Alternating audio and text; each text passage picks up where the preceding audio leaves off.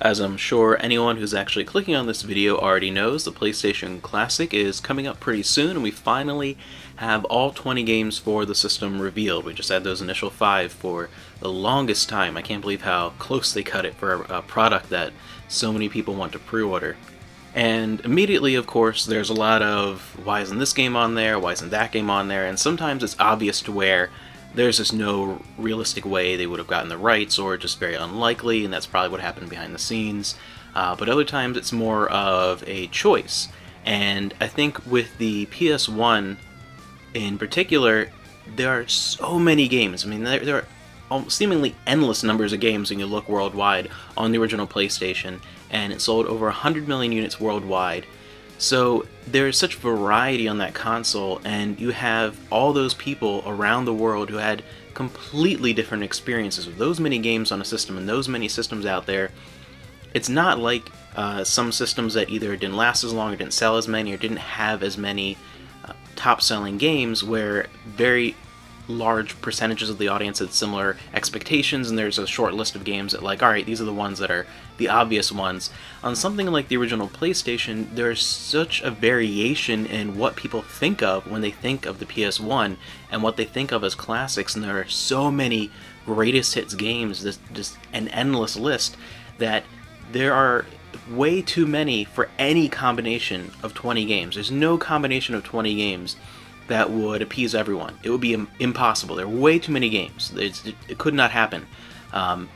And I think that that's going to be one of the backlash things here, where I think people's expectations were not met for many people, only because there are too many games that to really meet the expectation and the desires of everyone around the world. There's just no way. There's way too many games on that system that could be included logically.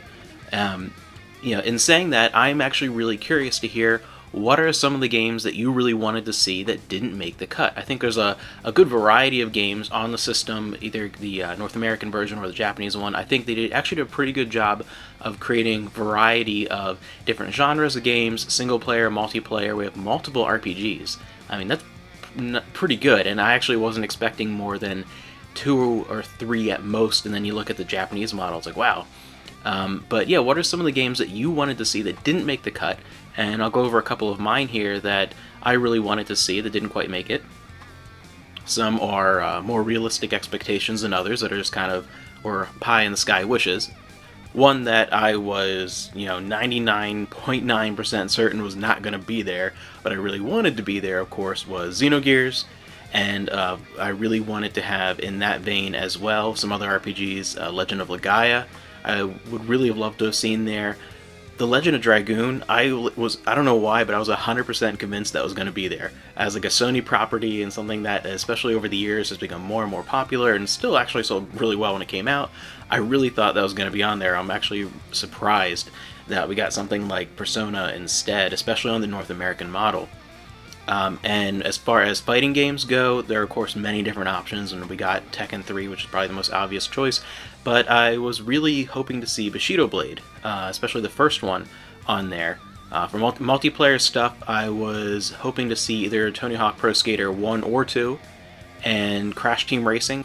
Pro Skater 1 and 2, I was pretty certain that Pro Skater 1 maybe would be on there, wasn't on there, and I was also hoping to see the first Tomb Raider, any of them, but I was thinking maybe the first. And one that would have been really cool to have would be Klonoa. I really was hoping that would be on there as a cool platformer. So we'll see what people really think that was missed out on the system. I'd love to hear your thoughts and what games you wanted to see on the PlayStation Classic that didn't quite make the cut.